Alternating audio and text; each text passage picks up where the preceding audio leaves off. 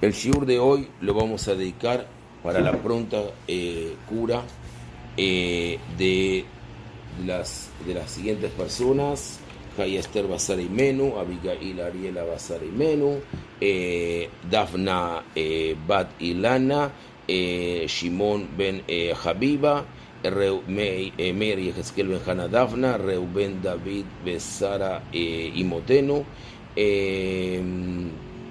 y Neil Barry Ben Lucille Ross, Rabino Yohanan Hayón Rafael Besara Hayá, Rabino Rafael Gabriel Liao Ben Rachel Hayá, Rabino Mordejai Maharabi, y todos los que sean Klal Israel.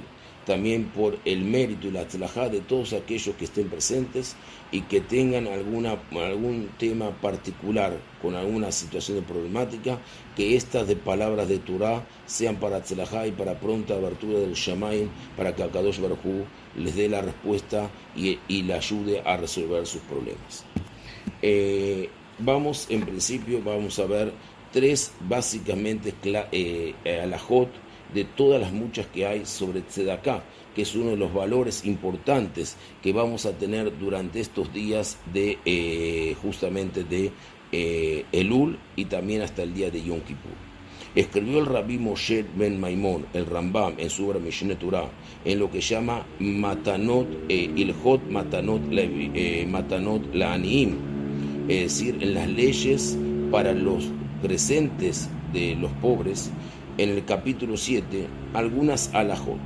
Por ejemplo, alajá 1 es un precepto activo, positivo, ma'aseh, dar caridad a los pobres judíos conforme a sus necesidades, si es que tenemos la posibilidad, como está escrito en el libro de Barim, en el libro libro de Deuteronomio, capítulo 15, versículo 8, abrirás tu mano a él. Y también dice: lo sostendrás al forastero y al residente para que viva contigo. Es decir, esto está en Baikra 25:35. Y luego en el versículo siguiente dice: y vivirá tu hermano contigo. En el alajá 2, todo el que vea a un pobre pidiendo ayuda y aparta su vista de él y no le da caridad, transgrede una prohibición, como está escrito: no endurezca tu corazón ni cierres tu mano a tu hermano indigente. Así está escrito en el libro de Barim, libro de Deuteronomio, capítulo 15, versículo 17. En la alajá 3, es obligación darle al pobre lo que le falta. Si carece de abrigo, se lo debe abrigar. Si le falta un utensilio doméstico, hay que comprarlo.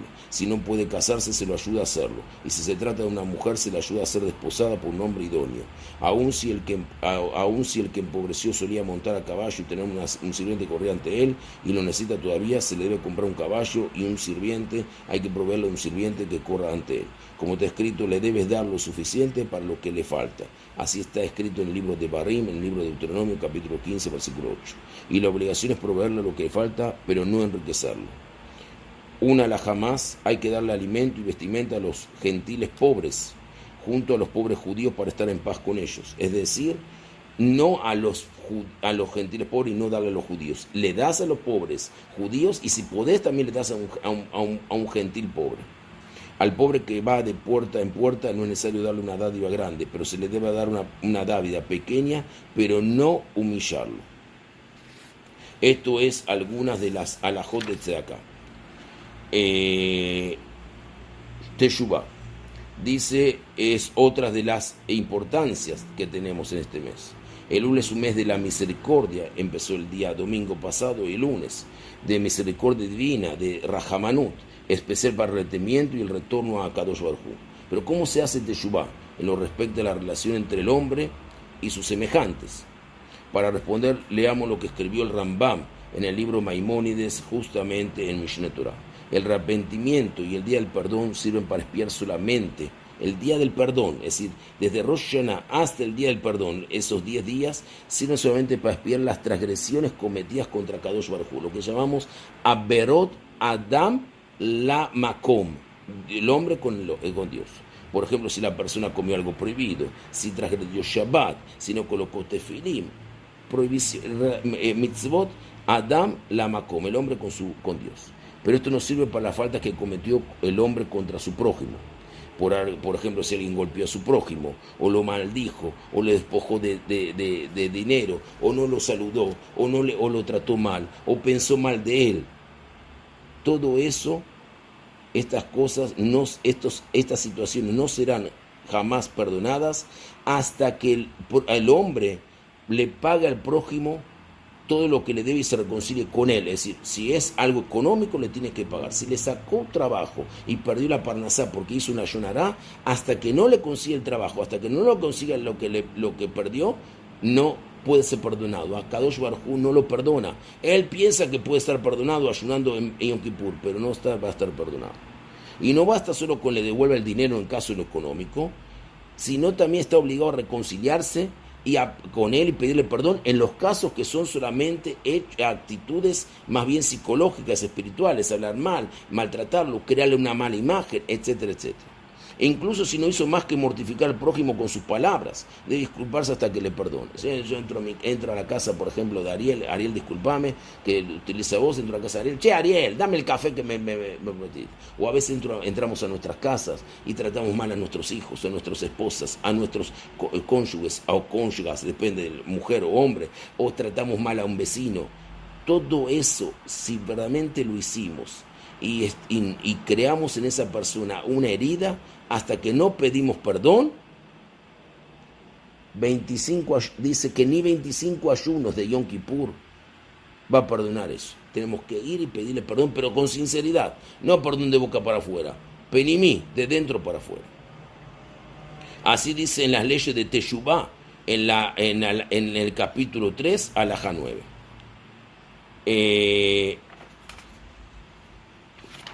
Voy a unas fuentes de la Teshuvá y después vamos a una idea. Quien oculta sus iniquidades no prosperará, pero quien las reconozca y las abandona obtendrá la misericordia de Dios. Libro Proverbios, libro Mishle, capítulo 28, versículo 13. Que el malvado abandone su camino y el hombre inicuo sus pensamientos, que vuelva a Hashem y se apiadará de él, que vuelva a nuestro Dios, pues su perdón es grandioso. Isaías, capítulo 55, versículo 7. Vuelvan, oh hijos reincidentes, yo curaré su reincidencia. Irmiau, Jeremías, capítulo 3, versículo 22. Rasguen sus corazones y no sus ropas. Yoel, profeta Yoel, capítulo 11, versículo 13. Rabbi Shimon Bar Yochai decía, un justo íntegro que se hace impío pierde todo lo que antes ganó. Pero el hombre más impío y vicioso, mediante el arrepentimiento y la teshuvá, consigue el perdón por toda su maldad del pasado. Así lo dice el tratado Kiddushim en el Talmud Babili, en la página 39.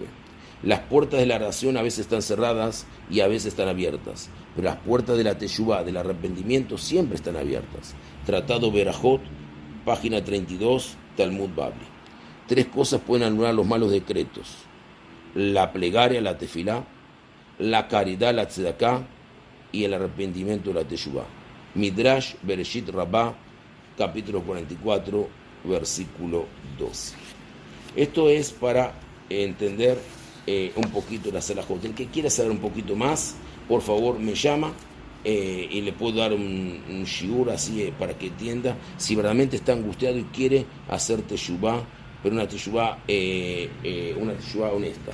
A veces la teshuvá no permite que vuelvan a situaciones anteriores, amigos que eran íntimos, pero sí permite que por lo menos la persona pueda caminar dignidad y que Akadosh Baruj Hu la bendiga.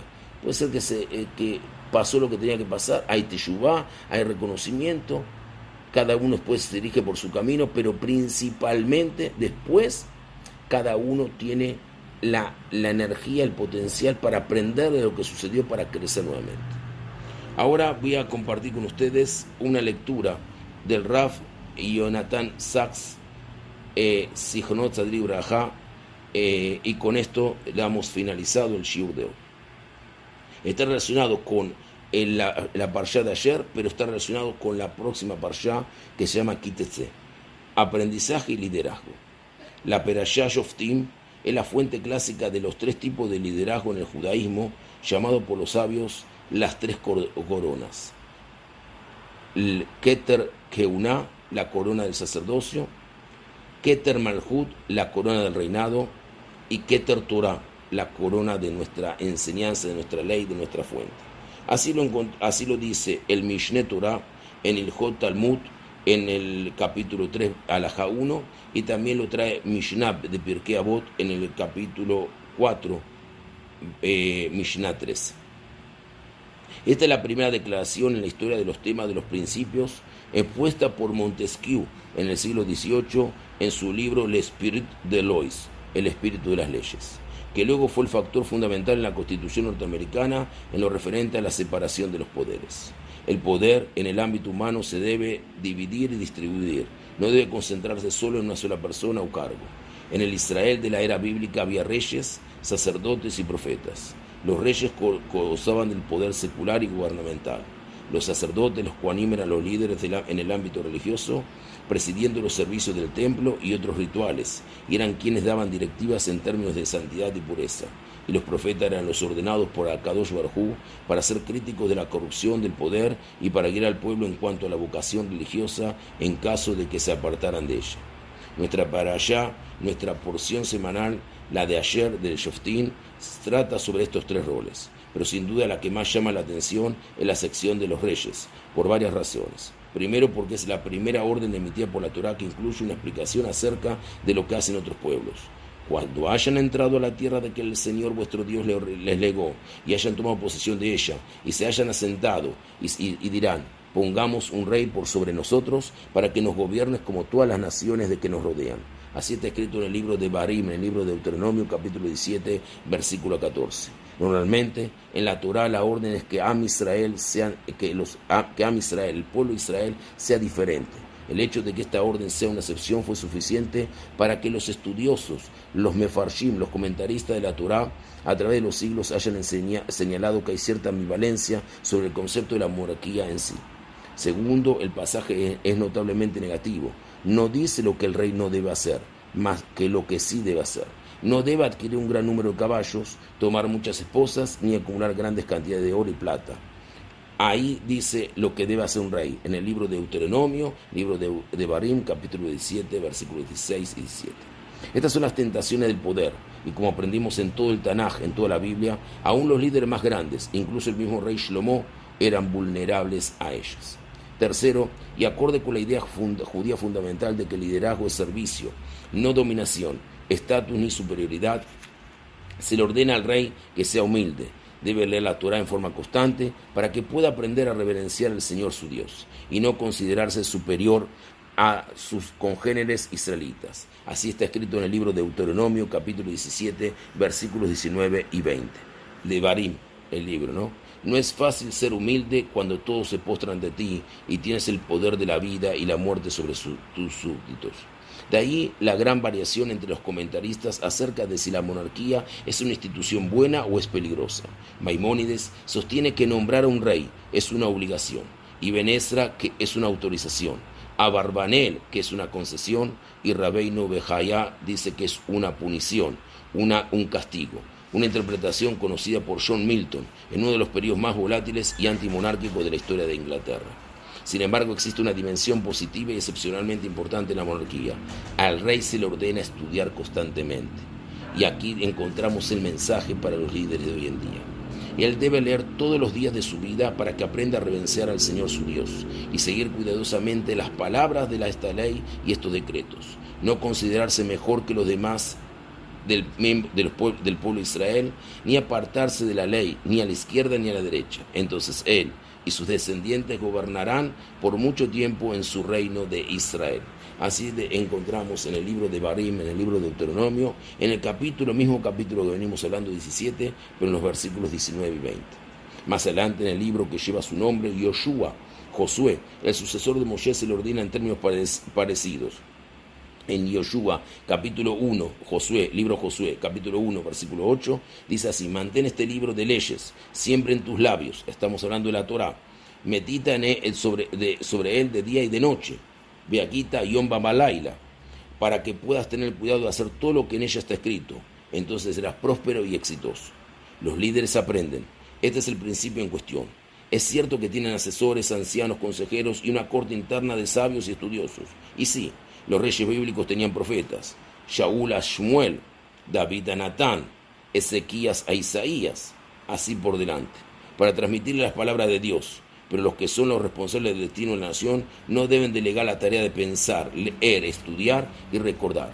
No les está permitido decir: tengo muchas tareas pendientes, no tengo tiempo para libros. Los líderes deben ser estudiosos, tienen que ser Bené Torah, hijos del libro, si es que le corresponde dirigir y guiar al pueblo del libro. Los grandes estadistas de nuestro tiempo así lo entendieron, por lo menos en términos seculares. William Gladstone, que fue el primer ministro de Inglaterra durante 4 periodos, tenía una biblioteca de 32.000 libros. Una biblioteca de 32.000 libros. Sabemos porque anotaba en su diario el nombre de cada uno de los que terminó de leer, y que leyó 22.000 libros. Suponiendo que lo hizo a lo largo de los 80 años, murió a los 88. Se aproxima a un promedio de 275 libros por año, más de 5 por semana a lo largo de su vida. También escribió muchos textos sobre varios temas, desde política y religión, hasta literatura griega, y su erudición era frecuentemente impresionante. Por ejemplo, fue, según Guy Deuster, en su libro The Drag de Glass, a través del cristal del lenguaje, la primera persona en advertir que los griegos no tenían el sentido del color y que la famosa frase de Homero, el mar del color del vino, se refería más a la textura que al color. Si visitas la casa de Ben Gurión en Tel Aviv, verás que mientras la planta baja es una austeridad casi espartana, en el primer piso hay una gran cantidad de papeles, periódicos y 20.000 libros, además de otros 4.000 libros que se encuentran en su casa, en Sde Boker, ahí en el Negev. Igual que Gladstone, Ben Gurión era un lector voraz, además de ser un autor prolífico. Antes de dedicarse a la política, Benjamin Disraeli fue un escritor famoso. Winston Churchill escribió casi 50 libros y ganó el premio de Nobel de Literatura. Leer y escribir es lo que diferencia a los estadistas de los meros políticos. Es lo que diferencia a un verdadero líder de los demás. Es lo que diferencia a un verdadero rabino de los demás. Hay rabinos que se visten con grandes ropas y caminan con los tzitzit por ahí afuera. Pero cuando le preguntás cuántos libros escribió o cuántos artículos escribió, él dice: no tuve tiempo. Eso no es verdad. El rabino Yitzhak Yosef, el rabino Ovadia Yosef, escribió libros impresionantes obras que escribió y literatura. Y no solamente escribió, sino que leyó la cantidad de libros que le enviaban a él para poder darle askamot, para poderle darle justamente Divrei Berajá, cartas de apoyo a ese libro. Impresionantes colecciones. Escribió y estudió y respondió cartas y respondió tshuvot y enseñó y dejó un montón de escrito. ¿Cómo puede ser? Ese es un líder, ese es un guía, ese es un verdadero rabino. Los demás, esos que se visten con negro y dicen y hablan con el tonito y cantando y piensan que vistiéndose negro y con sombreros grandes los hace líderes. No, señor, no se hace líderes. No son líderes, son simplemente personas que les gustan vestirse de esa forma. Los 2 reyes más grandes de la antigua casa de Israel, David y Shlomo, fueron autores. David de los Teilim, 150 capítulos, más algunos otros comentarios. El rey Shlomo del libro Shir HaShirim, Cantar de los Cantares, Proverbios, Mishle y Coelet, Eclesiastés. La palabra bíblica que se asocia con los reyes es Jochma, sabiduría. Shlomo era conocido específicamente por su sabiduría. Cuando todo Israel escuchó el veredicto que había dictaminado el rey, quedaron fuertemente impactados porque percibieron que tenían la sabiduría que les había legado Dios para administrar justicia. La sabiduría de Shlomo, de Salomón, era más grande que la de todas las personas del este y más que todas las de Egipto. De todas las naciones hubo gente enviada por todos los reyes del mundo que acudía para escuchar la sabiduría del rey Shlomo, del rey Salomón. Así dice el libro de Melahim, el libro de Reyes, Melahim Aleph, Reyes 1, capítulo 10, versículos del 4 al 24.